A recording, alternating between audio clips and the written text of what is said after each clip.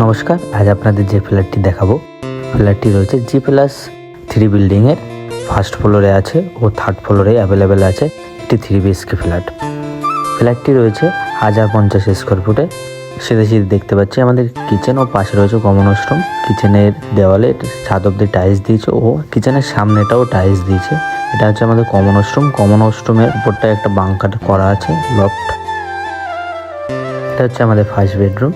এই বেডরুমের সাথে পেয়ে যাবেন একটি অ্যাটাচ বাথরুম ও বেডরুমের যে দুটো জানলা দেখছেন, একটা হচ্ছে দক্ষিণ দিকে, একটা হচ্ছে পূর্ব দিকে। এই দিকটা হচ্ছে দক্ষিণ আর এই জানলাটা হচ্ছে পূর্ব দিকে।